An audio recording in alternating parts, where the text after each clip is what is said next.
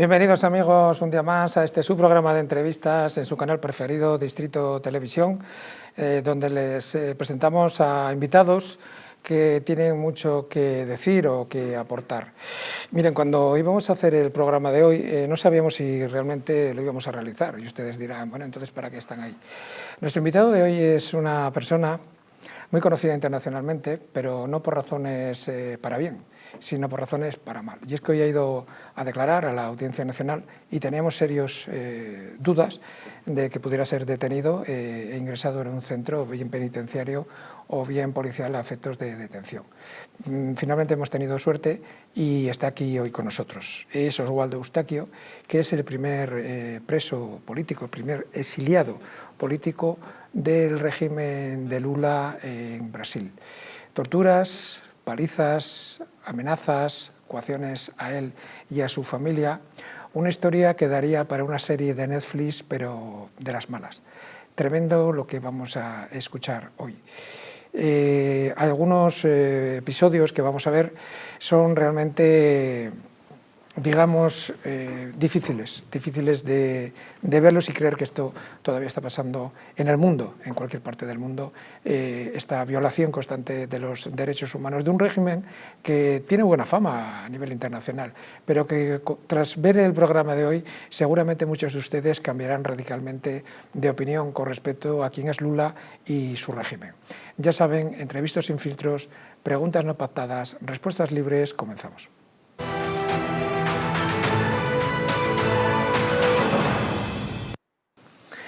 Oswaldo Eustáquio, bienvenido, gracias por estar aquí con todos nosotros. Gracias a ti, Javier.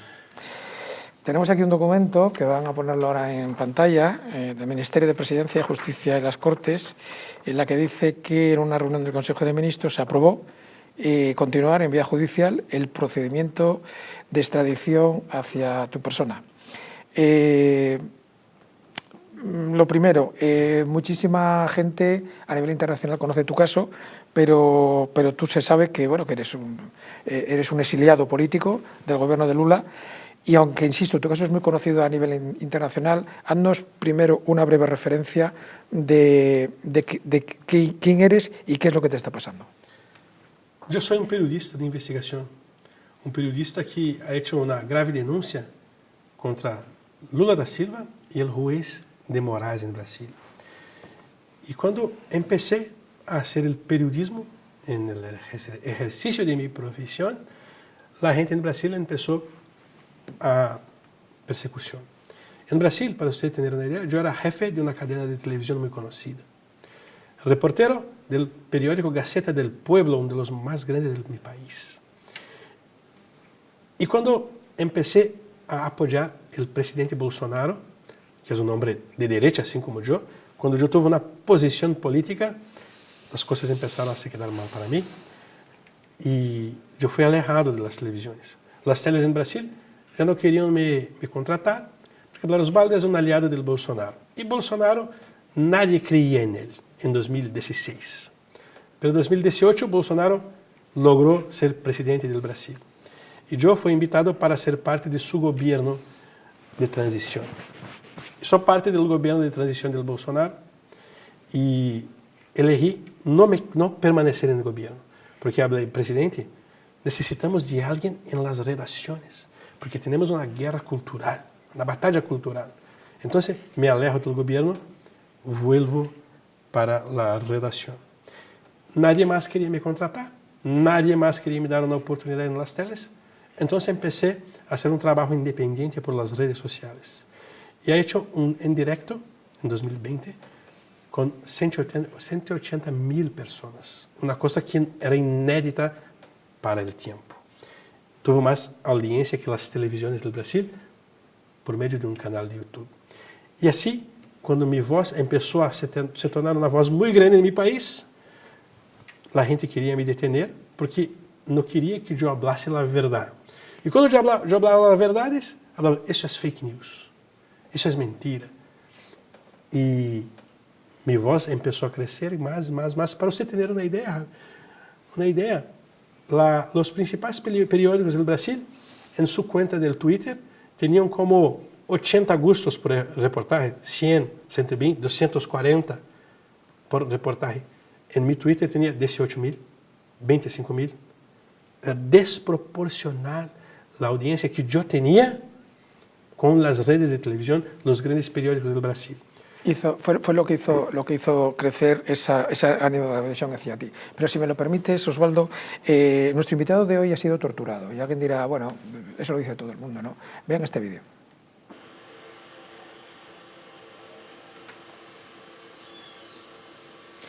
Ahí le ven cómo está siendo atendido, ¿de acuerdo? Sí, yo tuve una fractura en la quinta vértebra y yo me quedé sin los movimientos de las piernas. Estaba haciendo un tratamiento con ozonio. Pero no se crean que hay solamente ese tipo de documento, van a ver otro un poco más inquietante. ¿Ahí qué fue lo que te pasó en la pierna? En la pierna no, en la espalda, en la quinta vértebra. Yo perdí los movimientos de las piernas porque fui brutalmente golpeado en cárcel. Fui golpeado, fui torturado y bajo tortura, bajo a agresión, bajo a los golpes que yo tomé, yo tuve una fractura muy grave en la quinta vértebra y tuve un rompimiento en las arterias. Y por eso perdí todo el movimiento para abajo y me quedé 3 años en la silla de ruedas. En la detención primera que has tenido, Osvaldo, creo recordar que he leído en algún sitio que fue trágico porque estaba tu hija, estaba Mariana, tú tienes una hija que se llama Mariana y tienes un hijo que se llama Osvaldo, ¿no?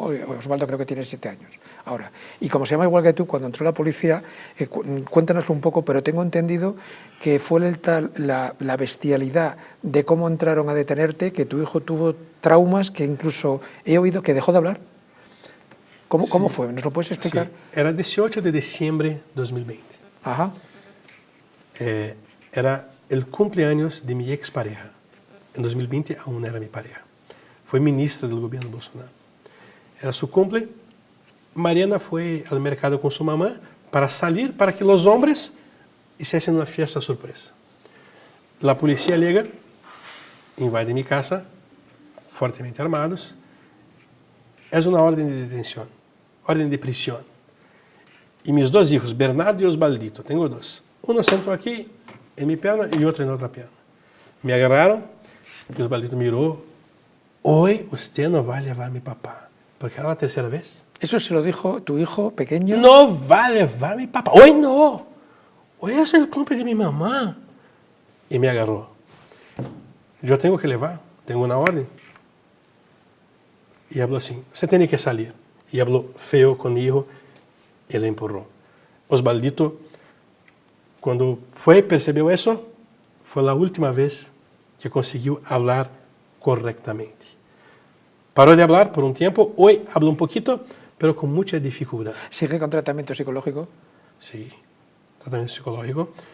Pero él se quedó muy molesto con la Policía Nacional de mi país. Y dejó claro que no es toda. La más grande parte de la Policía Nacional es un ejemplo para el mundo. Pero 1 o 2 hicieron cosas muy feas y muy malas. Y Osvaldito, hasta hoy, pasa por esos problemas.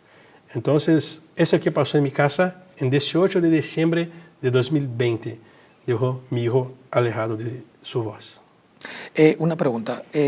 A raíz de esto, algo he oído, ¿qué es lo que ocurre con un peluche que descubre con tu hija y que a raíz de ahí creo que te acusan, bueno, aparte que luego hablaremos de ello, de golpe de Estado, de corrupción de menores, creo, bueno, auténticas barbaridades. Pero ¿qué es lo que ocurre exactamente con ese peluche? Eso es una cosa muy... un chiste casi. Un chiste, pero que luego derivó en algo muy grave, por lo que luego vamos a explicar. Vamos a explicar. Mi hija de 16 años habló, papá, ¿yo puedo adentrar en X, antiguo Twitter? Porque yo quiero hablar, usted está bajo censura, yo quiero hablar por ti. Yo tengo 16 años y creo que puedo hacerlo. Sí, hija, puede ser. Y abrió su cuenta en X. Mi cuenta en X está bajo censura. En Twitter. Mi cuenta en Twitter está bajo censura y su cuenta estaba abierta. Y Mariana, una joven de 16 años, los jóvenes mejen mejor en las ordenadoras do que nosotros, ¿no? Sí, sí, sí. Sí. Mi hija buscó la imagen del comisario de la policía que ha hecho eso con su hermano, que se llama Fábio Schoff. Y Mariana miró, este es el comisario que estoy viendo en nuestra casa. Pero no hay imágenes de él en la internet. Buscó en la página de la tía de la pareja del comisario. Una fiesta estaba él. Y Mariana en su Twitter colocó, miren Brasil, esa es la foto del comisario que ha hecho mal para mi hermano. Ustedes no van a encontrar él en ningún sitio de la internet, pero yo voy a mostrar, él ha hecho mal para mi hermano. Solo eso. No amenazó, no dijo feo para él, nada. Solo, este es el comisario que ha hecho mal para mi hermano. Brasil con eso en él. Pues fíjense la importancia que le daba, que le da, vamos, cuidado, que luego hablaremos. El gobierno de Lula, a través del juez Marais, del que luego vamos a hablar en largo y tendido con otra persona, la importancia que le daban a nuestro invitado de hoy, Osvaldo, la influencia que tiene nuestro invitado en Brasil, que prohibieron Twitter para todo el mundo. Es decir, vamos a ver, que además creo que lo más se puso de parte vuestra. O sea, tu hija es la responsable de que un país como es, con los millones de habitantes que tiene Brasil, se quedaron sin Twitter. Mi hija y el peluche. Y el peluche, exacto, por eso te decía yo. O sea, un peluche y tu hija han conseguido lo que no están consiguiendo, por ejemplo, Europa, que les gustaría, por cierto, pero no lo están consiguiendo de momento, vamos a ver, con el tiempo, ¿no? Censurar Twitter, ahora X, lo consiguió tu hija. Fue mi hija. ¿Por qué? Porque cuando colocó la imagen del comisario, el comisario se quedó con miedo de sufrir presión. Y se quedó con síndrome del pánico, el comisario. ¿Por qué? Porque alguien colocó un peluche en su coche, un peluche azul.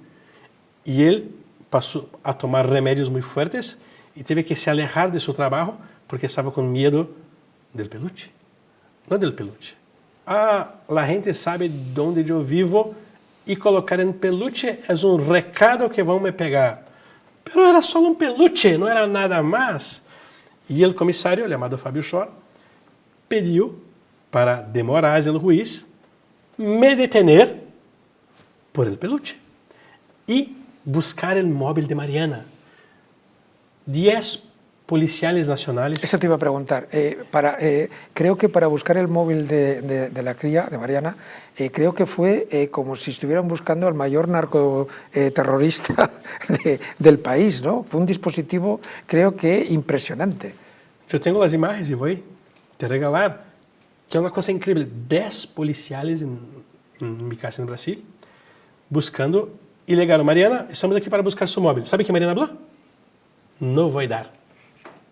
Mariana, es una orden judicial. Ela, no me importa, es una orden para ustedes, no para mí. La obligación de llevar mi móvil es de ustedes. Entonces, ¿usted va a hacer o qué? ¿Escondió su móvil? Sí, encontre. Es su trabajo. Y 10 policiales buscaron por toda casa el celular hasta que la comisaria mujer habló, Mariana, yo estoy pensando que puede estar en sus partes íntimas. Mariana falou assim, ¿cómo? Yo soy una niña, pero necesito hacerlo una busca. Y tocó en las partes íntimas de Mariana. Y fue la primera vez que Mariana lloró. Mariana habló así, escúchame, comisaria, un día mi papá va a volver al Brasil. Mi papá va a cuidar de ti con justicia. No estoy haciendo una amenaza a ti, pero estoy diciendo que yo soy hija y yo tengo un papá. Y mi papá va a saber que usted está haciendo eso conmigo. Llorando. 6 horas en mi casa, no encontraron el móvil. Y como la prensa comenzó a hablar de eso en medio de la operación, que los abogados estaban hablando con la prensa, el delegado jefe habló, no, se alejen de la casa, salgan de la casa porque está se quedando muy feo para nuestra corporación. Y no encontraron el móvil de Mariana. Y Mariana me llamó, papá, pasó muy mal, pero yo soy valiente. Eso me va a pasar, tocar en mi cuerpo. Pero yo sé que soy hija, yo sé quién soy. Y mi móvil no encontraron. Pero hija, ¿por qué no dio su móvil? Nuestras conversas son públicas, no hay nada de problema. No, papá, aquí tenía mi TikTok. Osvaldo, veo que estás emocionado. Voy a ver si cambio un poquito de ritmo porque te veo que estás afectado y nada más allá de mi voluntad que te encuentres mal. Por cierto, decirte que Como estás en un proceso judicial muy complicado, aquí nos caracterizamos por no dar las entrevistas a nadie. Ya sabes que yo prácticamente no he hablado contigo antes de llegar aquí, porque no es lo hacemos así para que sea de todo más natural. Pero si en algún momento ves que alguna pregunta o algo de lo que yo intento que digas te puede perjudicar, ¿de acuerdo? Con total naturalidad me dices pasapalabra y vamos a lo siguiente. Sin filtros. Lo importante es tu seguridad y la de tu familia, que eso es lo más importante. ¿En qué momento, Osvaldo, tú te das cuenta que te tienes que ir del país porque bueno, que no solamente te han torturado y te han detenido, te querían encarcelar, sino que está en juego tu vida y la de tu familia? 2022. Hicieron una trampa en la elección del Brasil. Y cualquier persona que hablase sobre la trampa en la elección era arrestada, no podría hablar, no podríamos tener desconfianza. Y yo hablé sobre eso y descubrí que la gente quería me detener de nuevo. Yo estaba en una silla de ruedas y adentré a la residencia oficial del Bolsonaro, Palacio de la Alvorada, y cuando adentro el Palacio de la Alvorada, hablo con un auxiliar del presidente, yo no hablo con el presidente, y salgo. Y entiendo que tengo que salir del país porque irían me arrestar sobre una silla de ruedas, de nuevo. Irían me torturar de nuevo. Y yo, no, ahora no. Le pido, por favor, a la realización, hay unas fotos de nuestro invitado en silla de ruedas, a ver si son tan amables, por favor, y las ponen mientras estamos hablando de ese tema. Muchas gracias. Imagina, yo en una silla de ruedas y querían me arrestar. Mira cómo yo salí del hospital con una pulsera electrónica en mi pierna, sin mover mis piernas. Así querían me llevar detenido de nuevo. Y en esas condiciones te querían reingresar en los calabozos. En esas condiciones. Y entonces yo elegí salir para el Paraguay, por tierra. Paraguay es la tierra de mi mamá. Fui al Paraguay justo en periodo de las elecciones. Y la gente de Lula da Silva quería hacer trampa en Paraguay también. Y yo ayudé al partido de la derecha, Partido Colorado del Paraguay, de mi mamá. Y Santiago Peña venció las elecciones. Cuando Santiago Peña venció las elecciones, aún el otro presidente estaba en una transición y intentaron me arrestar en Paraguay. La policía invadió mi departamento en Paraguay y me dio voz de prisión. Pero yo tenía solicitud de asilo político en Paraguay. Y la fiscal, muy amable, habló, no podemos llevar detenido porque tiene la protección de nuestro país. Vamos a ver una cosa. A mí, por lo que me dicen, es que lo que ha tenido muchísimo que ver en tu situación es que tú has sido de los que has denunciado el fraude electoral en el año 2022. Tú ya venías mal con el gobierno, es decir, con esa facción política ya venías mal, lo que ahora es el gobierno. Pero ¿tú crees que el desencadenante de todo, cuando dicen con este hombre hay que acabar ya, como sea, acabaron con tus redes, acabaron con todo, pero hay que ya, esto se acabó porque es que este hombre, porque tú tenías millones de seguidores. O sea, tú hablar en Twitter o en YouTube, es que al día siguiente había una revolución, si tú quisieras. Vale, ¿tú crees que eso ha sido el epicentro, es decir, que todavía a día de hoy se está hablando mucho de si hubo fraude o no en las elecciones del 2022 en Brasil? Javier y yo no hablamos. Y él presentó la clave de eso. Exacto. Y te digo por qué. Porque no sabían que eso podía pasar. Que las redes sociales serían un fenómeno que podría ser más importante que las teles. Entonces, Osvaldo habla por las redes sociales y hay una revolución. Entonces tenemos que parar ello. ¿Cómo vamos a parar su voz? Deteniendo a él. Porque intentaron hacer una propuesta para mí. Usted puede se quedar detenido en su casa sin hablar por las redes. ¿Quieres? No. La libertad es más importante que la propia vida. Muchos habló mucho del proceso electoral del 2022 en el que ganó Lula. Hubo multitud de denuncias y vamos a hablar con probablemente el experto internacional que más sabe de fraudes electorales. Es nuestro amigo de la casa, Gabriel Araujo, es experto informático forense y que también dio mucho que hablar en otros procesos, que adelantó que podía haber lo que vulgarmente se conoce como pucherazo y que creo que está con nosotros. Querido Gabriel, ¿estás ya con nosotros? Hola, muy buenas, ¿qué tal? Un placer, Javier, gracias por la invitación y un saludo para Osvaldo. Gabriel, en España en particular, pero no tanto en otros países, Lula tiene una imagen de bondad, una imagen de hombre progresista, incluso si me permites, idílica. Hay quien no tiene, tú que tienes una visión de toda Hispanoamérica, que eres analista político y normalmente sueles analizar todos los procesos electorales, ¿quién es realmente Lula?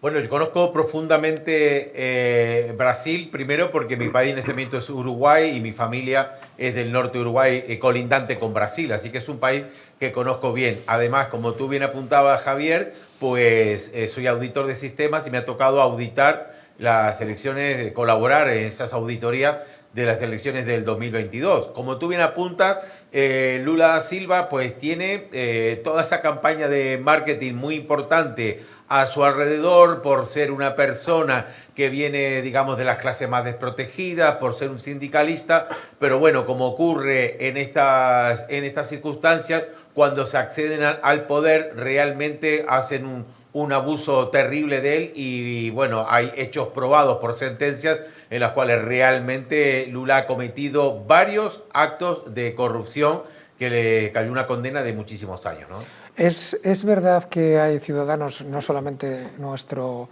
invitado de hoy, Osvaldo, se calcula en torno a 2.400 personas, de ciudadanos brasileños que por opinar de forma diferente a la que están mandando ahora, están siendo exiliados, coartadas sus libertades y algunos siendo torturados.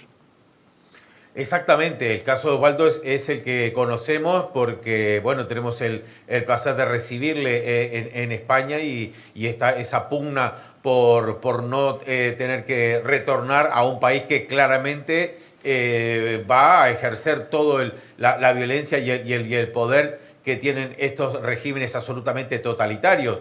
En Brasil ocurrieron y ocurren cosas gravísimas. Durante el proceso electoral, conforme las personas iban denunciando las irregularidades, tanto en la primera como en la segunda vuelta, pues el magistrado presidente del Tribunal Superior Electoral, Alexandre de Moraes, que seguramente habrá hablado ya Osvaldo ampliamente sobre esta persona, porque es quien le persigue, pues evidentemente lo que ha hecho este magistrado es realmente algo asombroso, amigos, porque, por ejemplo, a personas que estaban comentando, brasileños, que estaban comentando desde Nueva York o desde fuera de Brasil, comentando estas cuestiones, irregularidades que ellos mismos constataban a la hora de votar, pues Alexandre Moraes, por ejemplo, ordenaba no renovarles el pasaporte, por ejemplo, cosas completamente ilegales. Por ejemplo, cuando los camioneros protestaron porque en su circunscripción ellos habían votado, por ejemplo, a Bolsonaro en esa mesa y luego salía que tenía 0 votos Bolsonaro, cuando salieron con sus camiones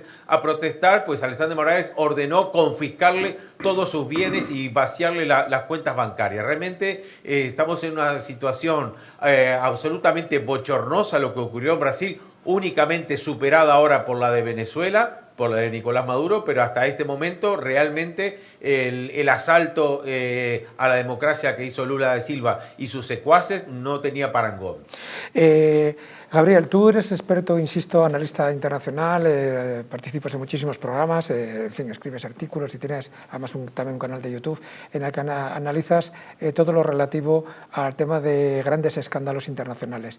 En Brasil, de la mano de Lula, hubo 2 en concreto. Uno fue el de las remuneraciones y otro el de Lava Jato. Este último creo que fue lo que dio pie a que este hombre estuviera condenado por un movimiento, creo que fue espectacular, de cohecho pasivo, creo que fue, y tráfico de influencias y desvío de dinero con unas cantidades que, bueno, 500 y pico millones de dólares. Pero para nuestro público y muy resumidamente, por favor, ¿nos puedes explicar exactamente qué fue este famoso, el caso Lava Jato? Sí, bueno, habla Javier de 2 casos, realmente son 5 casos de corrupción. Hay 2 que son los más señalados. Sí, los 2 más señalados efectivamente. También uno de unas comisiones que recibió por unos aviones comprados a Suecia, en fin. Bueno, el tema de Lava Jato quiere decir el lavado de coches, ¿no? Porque precisamente era un procedimiento de lavado de dinero en el cual muchos políticos, la gran mayoría de políticos vinculados al gobierno Lula da Silva, tuvo mucho que ver con esta cuestión y tiene ramificaciones incluso internacionales. En el caso de Lula da Silva, además de ser hechos probados en los cuales realmente se pudo comprobar y el juez en aquel momento destacó precisamente los informes forenses impecables de la policía que situaba a Lula da Silva en una posición predominante dentro de esta trama criminal, increíblemente, pues el juez llamado Sergio Moro, el que le condenó. Pues bueno, ocurrió que después el Tribunal de Brasil, el Tribunal Supremo Federal, pues determinó realmente anular todas las sentencias de primera instancia porque dice que este juez Sergio Moro no tenía competencia, cuando sí tenía, y la instrucción había sido impecable. Es decir, que por primera vez en el mundo occidental se ha descondenado a un delincuente, que es una figura realmente que no existe en el campo jurídico, y bueno, recuperó en el 2021, estuvo un año y poco de cárcel, el 2021 se restituyó completamente todos los derechos políticos, porque ya sabemos que en las condenas lo que conlleva también es el sufragio pasivo, el que no pueda ser elegido, porque evidentemente estaba probado que habiendo sido elegido presidente, había cometido todas estas tropelías y por tanto este caso Lava Jato, estimado Javier, realmente es un escándalo mundialmente conocido, ¿no? Sí, aprovechando que te tenemos aquí y que, insisto, pocas personas en el mundo tienen más experiencia que tú, de hecho has creado una aplicación para validar procesos electorales, como en el último caso en España, que no te hicieron caso, pero tú te habías postulado para personarte en él. Lo que sí que es cierto, Gabriel, es que en el año 2022 finalmente el Tribunal Superior Electoral de Brasil, pese a las múltiples denuncias e irregularidades, dio por válidos los resultados finalmente. ¿Se puede confiar en los procesos electorales en Brasil, según tu experiencia? En absoluto, Javier. Voy a contar muy rápidamente cómo es el proceso electoral. Muy brevemente, por favor. Sí, son máquinas electrónicas que en el caso de las elecciones del 2022 había que digitar un código, el 13 era para Lula, el 22 para Bolsonaro, pues sencillamente estropeando la tecla 2, pues ya no se podía votar a Bolsonaro o daba como voto nulo. Y con respecto al tema de las cuantiosas auditorías que hizo, por ejemplo, los propios militares, el propio Ministerio de Defensa concluyó que no era posible asegurarse que el resultado electoral esté libre de injerencias, porque el código fuente tenía interferencias incluso externas, no se permitió a los militares acceder a las máquinas y por tanto ha sido realmente un fraude por todo lo alto, ¿no? Gabriel, la última pregunta. Antes hablabas de que estos casos de corrupción, que por cierto la Policía Federal acredita que actualmente contra Lula y su partido, el Partido de los Trabajadores, hay 74 casos abiertos, todavía judiciales, pero son procedimientos que eso es lo que dice la Policía Federal, cuando la Policía Federal ya depende directamente a todos los efectos de Lula. 74. Pero hay un dato que es muy curioso. Tú antes hablabas de que tenía conexiones internacionales y el Banco Nacional Brasileño de Desarrollo ha donado millonarias cantidades por motivos ideológicos a otros países. ¿Esto se puede decir que es ayuda diplomática o es una corrupción encubierta?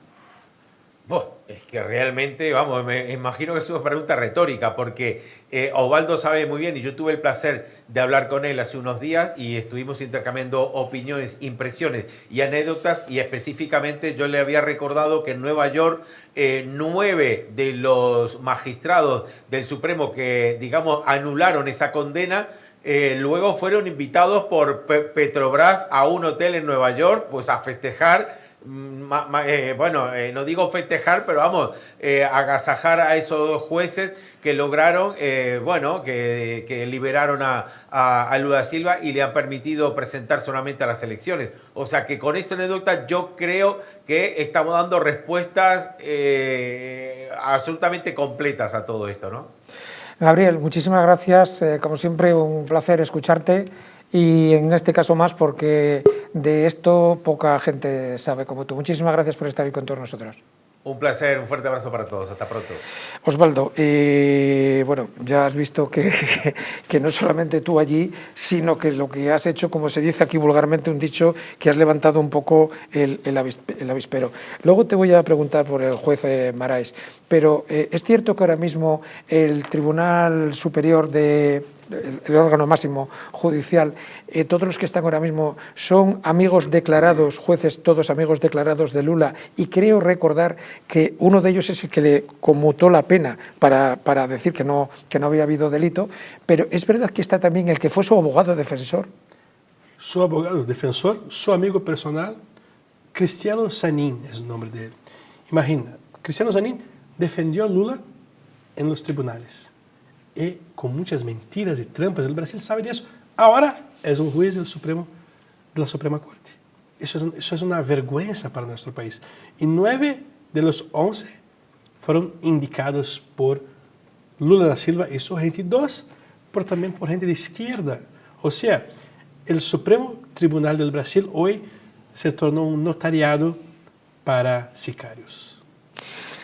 Tremendo lo que estamos escuchando, pues no se crean que cuando venga el intermedio después, esta pausa, van a escuchar cosas muchísimo peores. No se muevan, que estamos en un minuto con ustedes.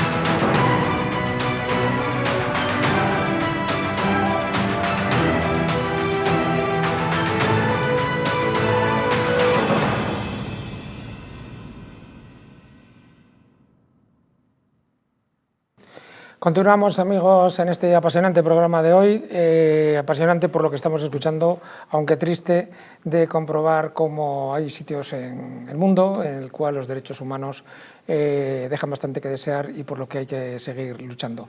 Seguimos con Osvaldo, que está aquí con nosotros. A lo largo de esta entrevista de hoy, tanto con Gabriel antes como contigo, aparece siempre el nombre de juez Moraes, ¿vale?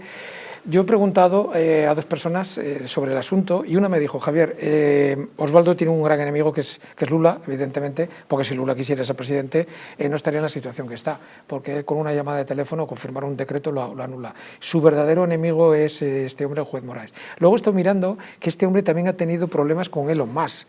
Este hombre luego ha tenido problemas... tiene problemas con todo el mundo y a mí me han dicho que es un tío peligrosísimo. Defínenos, por favor, qué es, qué representa y cómo ha llegado a tener tanto poder este hombre dentro de tu país. Consejero delegado de Tesla. El juez de Moraes apareció porque él era abogado de empresas ligadas al narcotráfico. El primer comando del capital llamado PCC en Brasil. Así, de Moraes surgió como ministro de la Justicia y se quedó conocido por ser un abogado de los criminales, no directamente de la gente del PCC, pero de empresas ligadas. Y de Moraes recibió 4 millones de reales de dinero público, de plata, en una corrupción. Y ese yo denuncié. Y cuando yo hago la denuncia, la Policía Nacional va hasta la casa del gobernador de un estado del Brasil y descubre los recibos en nombre del juez de Moraes de corrupción. La misma comisaria que me prendió descubrió las cosas de Moraes. Entonces, de Moraes es un criminal. Y yo no estoy hablando basura aquí, yo estoy hablando con pruebas que la Policía Nacional tiene, que la Suprema Corte de Justicia y Supremo Tribunal Federal también tiene, pero ¿sabe qué hicieron? No juzgaron, archivaron el proceso, sin juzgar. Entonces, de Moraes es un criminal. Yo no soy condenado. Lula da Silva es condenado. Lula da Silva fue condenado en 3 años. Yo no soy condenado. Lula Silva, creo recordar, ha estado 589 días preso, ¿no? Sí. Y fue condenado a 12 años y medio. El juez Sergio Moro dio 9 años de pena a él, pero después los tribunales superiores aumentaron para 12 años de detención. Entonces, él sí es un condenado, yo no soy un condenado. La fiscalía no ofreció denuncia contra mí. Mis detenciones siempre fueron provisorias y preventivas por persecución. Pero te respondiendo directamente, de Moraes hoy es un sicario a servicio de Lula da Silva. Ese es de Moraes, con documentos de pruebas. Pero hoy en Brasil, él quiere detener también al presidente Bolsonaro. No soy solo yo. Y también a Elon Musk. Si Elon Musk hoy entrar en Brasil, de Moraes iría a intentar hacer mal para él también. De hecho, Osvaldo, y tú mejor que nadie lo sabes, creo recordar que a Bolsonaro le han prohibido, creo que fue este juez el que le prohibió, o sea, le retiró el pasaporte para que no fuera la toma de posesión de Donald Trump, al cual había sido invitado expresamente, y tuvo que ir su hijo, ¿no? Esto es así, ¿no? Perfecto. Bolsonaro no puede ir y sus hijos y su pareja fue representar a él. Pero de Moraes, Bolsonaro pediu, déjeme ir para la asunción de Trump, no indeferido. O sea, el juez de Moraes piensa que es un dios y piensa que manda en España también. De Moraes piensa que manda en el rey de España. De Moraes piensa que es más grande que la Audiencia Nacional de España. Y de Moraes hoy está muy nervioso y va a pelear con ustedes españoles, porque él piensa que es un dios o un diablo, no sé. Me comunican por realización que tenemos ahora mismo a tu abogado, a Daniel Lucas Romero, creo que está en directo con nosotros. Daniel. Buenas tardes. Hola, muy buenas tardes, Daniel. Muchísimas gracias por estar con nosotros. Vamos a ver, tu cliente se enfrenta actualmente a un proceso de extradición. ¿Estamos ante una persecución política? Bueno, en primer lugar, muchas gracias por la invitación. Por favor. Este despacho sí considera que existen serias dudas del entramado que han presentado a la Audiencia Nacional para pedir la extradición de Osvaldo. Y sí, consideramos que evidentemente lo que hay es un atentado directo y flagrante a la libertad de expresión, a la libertad de opinión y, en definitiva, a todo aquello que se salga de la dirección o el marcado institucional o gubernamental, y creemos que eso es lo que está ocurriendo en este caso. Letrado, una pregunta. Los cargos que se le imputan son golpe de Estado, que suena un poco extraño dar un golpe de Estado a una persona sola, y hay otro, corrupción de menores. ¿Estos son los cargos que se le imputan o hay alguno más que desconozcamos? Bueno, el Estado reclamante lo que ha enmascarado es el golpe de Estado a través de la instrumentalización de una supuesta organización criminal que no queda detallado ni especificado. Es una petición bastante floja, si bien es muy primigenio el expediente en la extradición. Y bueno, tendremos que articular la defensa de una manera mucho más sólida, pero sí, serían los dos delitos por los cuales se está reclamando a mi cliente. La situación actual de su defendido es complicada en España. De hecho, recientemente ha tenido que ir a declarar al Juzgado Central de Instrucción. ¿En qué situación técnica se encuentra ahora, teniendo en cuenta que ha pedido asilo? Bueno, realmente todavía no ha ido a declarar a la Audiencia Nacional. La Audiencia Nacional ha sido consciente, y yo creo que al final ciertas exposiciones que hemos hecho, tanto Osvaldo como yo, al propio tribunal, les ha hecho eco que no es un asunto urgente, un asunto que requiere una especial atención, y por lo tanto todavía no se ha practicado esa primera declaración ante el Juzgado Central de Instrucción. En cuanto a la condición en la que se encuentran, de momento se encuentra totalmente protegido bajo la petición de asilo que ha formulado bastante tiempo ya con anterioridad, y por lo tanto, de momento, tiene que estar totalmente tranquilo. Por su experiencia, letrado, ¿cree que finalmente hay alguna posibilidad de que sea extraditado?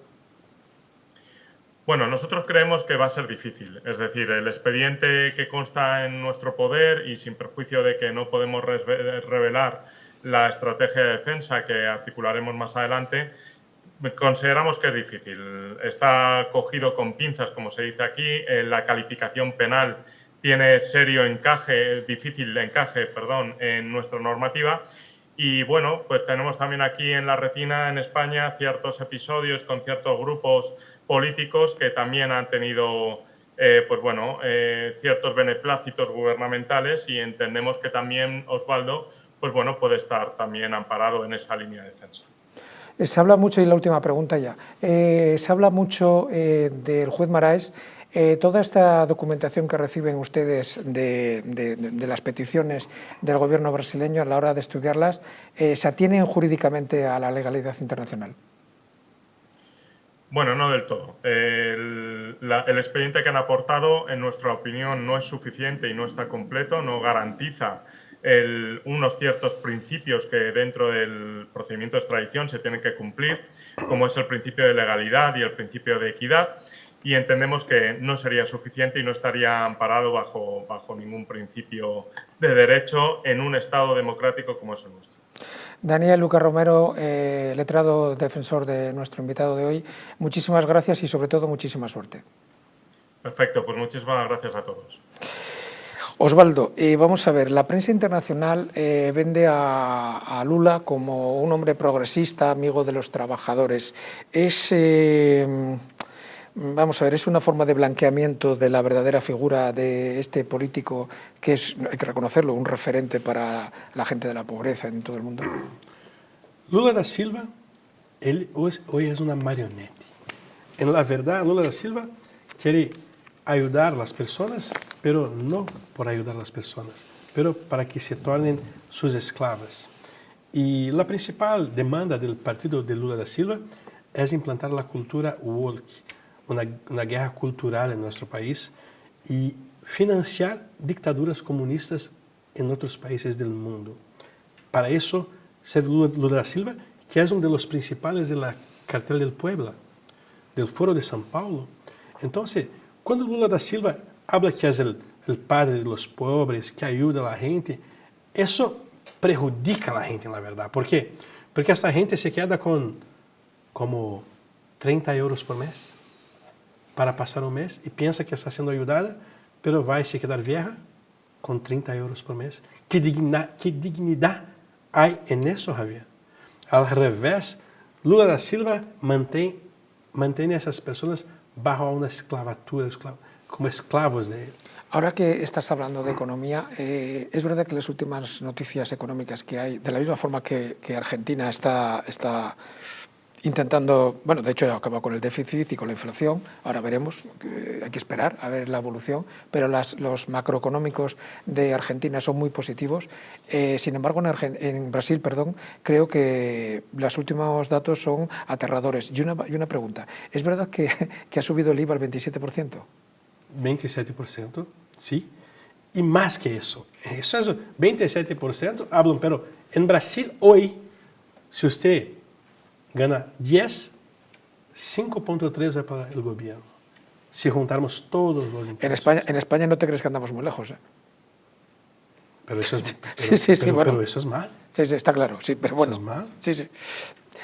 Una pregunta. Tú eres periodista. Periodista profesional. Es muy difícil que en un país una persona llegue a ser presidente sin un apoyo importante de un sector de la prensa. ¿Hay un relato dominante que favorece la figura, de blanquear la figura de Lula, ahora actualmente en Brasil? Sí, claro. Es totalitaria, quiero decir, prácticamente todos los medios de comunicación son afines al gobierno. Sí, pero bajo plata, a cambio de plata. ¿Están comprados? Claro, porque los periódicos, sus ingresos, la mayor parte viene del gobierno.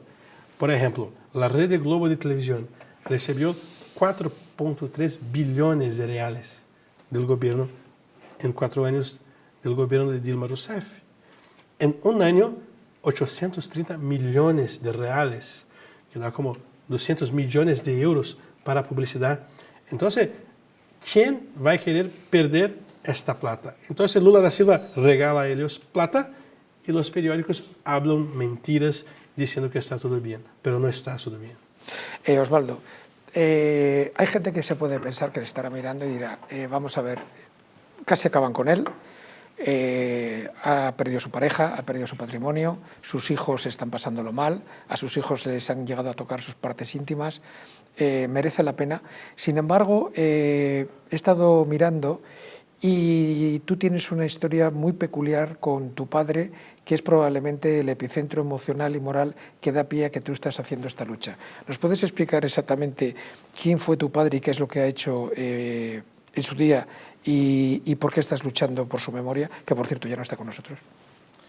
Mi papá, un oficial del ejército brasileño, que en la región fronteriza se casó con mi mamá, una paraguaya. Mi papá sirvió a todos los generales del régimen militar en Brasil del 1964 hasta 85. Directamente sirvió a todos los generales. Y en 1973, la misma gente que está en poder hoy, la misma gente, Javier, los mismos, empezaron a robar bancos, secuestrar un embajador de los Estados Unidos para comprar armas para una guerrilla en Brasil. Y intentaron tomar el poder Lula da Silva, Dilma Rousseff, José Dirceu. Y el ejército brasileño, con mi papá, un oficial, vencieron la guerrilla del Araguaia. Bajaron a los comunistas que estaban armados, bajaron a ellos. Pero a mano armada, en cana del fusil, porque los guerrilleros querían matar a la gente inocente en los centros, en las capitales de nuestro país. Y mi papá, como un oficial del ejército valiente, bajó a los comunistas. Y mi papá, hoy muerto, antes de partir para el cielo, con 89 años, me llamó en su cama, en su lecho de muerte, habló: hijo, yo soy Osvaldo Eustaquio. Osvaldo Eustaquio es mi papá. Yo soy Osvaldo Eustaquio Junior. Hijo, yo dejé para usted la libertad como herencia. Los comunistas intentaron sacar, pero yo defendí nuestro país. Ahora está en sus manos. No quiero que usted presente menos de lo que recibió para mis nietos, sus hijos. ¿Me promete? Te juro, papá. Te juro que voy a gastar mi vida en la lucha por la libertad. Y hoy estoy en España, exiliado, detenido 3 veces en mi país.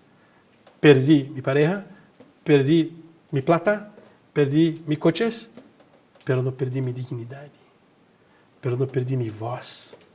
Y hoy estoy aquí con usted, Javier, en Distrito TV, una tele tan importante para España, tendo la oportunidad de contar para la gente qué pasó en mi país. Entonces, por el honor a mi papá, yo estoy aquí. Para decir: papá, usted está en el cielo, pero yo estoy aquí para luchar por aquello que me pidió y voy a gastar mi vida por eso. Una cosa, Osvaldo, en un país, si no tienes el apoyo de la clase empresarial, por mucho fraude, si es que lo ha habido, presuntamente, electoral, no llegas, es imposible. ¿Cómo es posible que además Brasil no es un país cualquiera, ojo, país económicamente muy poderoso, cómo es posible que una gran parte del empresariado, el empresario brasileño, haya permitido, con la imagen que da internacional, que una persona que ha estado 580 días y que tiene 70 causas abiertas hayan permitido que vuelva a ser el presidente del país? Los empresarios brasileños, la gente de los agronegocios, que son que tienen más plata, no querían Lula da Silva. Estaban con Bolsonaro. Entonces, te digo que fue una trampa electoral. Lula da Silva solo está en poder por una trampa electoral en Brasil. La clase empresarial toda estaba con Bolsonaro. Poquísimas personas que tienen empresas estaban con Lula da Silva. Con Lula da Silva estaban la gente del capital especulativo, aquela gente que no produce nada, que no planta, que no tiene industria, pero está haciendo sus lobbies en el Congreso Nacional para sacar plata de una manera ilegal. Una pregunta, ¿cómo ves el futuro de la, primero si es que lo hay, democracia en Brasil? Pero con todo lo que está pasando, que está empezando a haber problemas económicos, las dudas judiciales cada vez son mayores porque sigue habiendo ruido, sobre todo internacional. ¿Qué futuro le auguras a la democracia y sobre todo, y más importante, en las elecciones que ya están cerca, aunque En principio dicen que no le van a dejar presentarse, pero si se presentara Bolsonaro nuevamente, ¿crees que tendría alguna posibilidad de poder volver a salir reelegido? Yo tengo convicción que en 2026 Bolsonaro volverá al poder. Voy a trabajar por eso, estamos trabajando por eso, y Bolsonaro hoy está bajo una inelegibilidad. ¿Me entiendes? No, sí. no puede presentarse porque está con una cuestión en la justicia. Pero Lula da Silva, en el mismo tiempo, según comparado, estaba detenido, condenado. Bolsonaro está bajo una investigación. Y yo creo, y yo puedo decir para usted con propiedad sobre eso, el diputado Coronel Meira, diputado federal en Brasil, que buscó 21 firmas para que yo no sea arrestado aquí, y otros diputados en Brasil están planeando una ley de amnistía en mi país. Y el Congreso Nacional hoy tiene una gran parte de derecha. Entonces, ¿cuál es nuestro plan? Siendo bien específico contigo, para no hablar basura. Tenemos un plan para volver, que es una ley de amnistía. Y cuando pasar la ley de amnistía, yo voy a volver al Brasil. Bolsonaro será nuestro presidente. Yo vuelvo como un diputado nacional y vamos a hacer cosas buenas para nuestro pueblo, sí. Entonces, tenemos expectativas muy grandes, reales, y las encuestas ya hablan de eso. Las encuestas hablan que Bolsonaro estaría muy a frente de Lula da Silva, y Lula da Silva será como un Joe Biden del Brasil. Lula da Silva está loco, Lula da Silva no sabe o que hablar, quien gobierna mi país es su pareja, que no voy a hablar aquí o que hacía, porque no es importante para el programa. Quien gobierna el país es la pareja de Lula da Silva, que conoció a su marido en el cárcel. Eso que estoy hablando no es un chisme ni un chiste, es una cosa pública. Después que dona Marisa Leticia, la pareja, la esposa de Lula, murió, Lula estaba detenido. ¿Y dónde empezó su noviazgo con Janja da Silva? En cárcel. Entonces, quien está gobernando el Brasil hoy es una chica que conoció a su marido en cárcel. Pero vamos a cambiar eso. Última pregunta. Tú, en el caso de que ahora mismo, por lo que sea, tuvieses que ir a Brasil en un caso de vida o muerte, nada más aterrizar en el aeropuerto, ¿qué es lo que te pasaría? Hoy, si yo vuelvo a Brasil, soy arrestado. Si soy arrestado, voy para el cárcel y soy torturado y mientras muerto. Hoy yo no puedo volver a mi país, pero estoy protegido por el Reino de España. Una última pregunta es que tenemos que acabar. Hay quien se puede preguntar, ¿por qué, teniendo en cuenta los vínculos directos de Brasil con Portugal, por qué has pedido exilio en España y no en Portugal? Porque yo creo que aquí en España hay una diferencia, que aquí también hay una monarquía. ¿Me entiendes?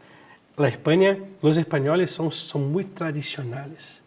La ciudad de Toledo está en su país. Que es donde has presentado ahí, es donde ha iniciado el proceso de la petición de asilo. Toledo, sí. De una forma específica, porque Toledo es una ciudad, 3 siglos antes de Cristo estaba aquí Toledo. Entonces, la gente de España no va a dejar un sicario mandar en su justicia. Por eso yo elegí el Reino de España. Osvaldo Eustaquio, ha sido un placer entrevistarte, desearte...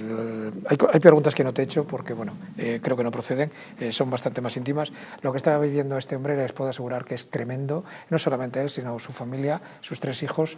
Hay episodios que no hemos querido entrar en ellos porque, insistimos, son demasiado crueles y no se trata de buscar sensacionalismo ni audiencia que no interesa. Es una cuestión humana. Te deseo lo mejor, que tengas muchísima suerte, y si necesitas altavoces para seguir denunciando estas situaciones a todas luces injustas, que sepas que este programa es tuyo.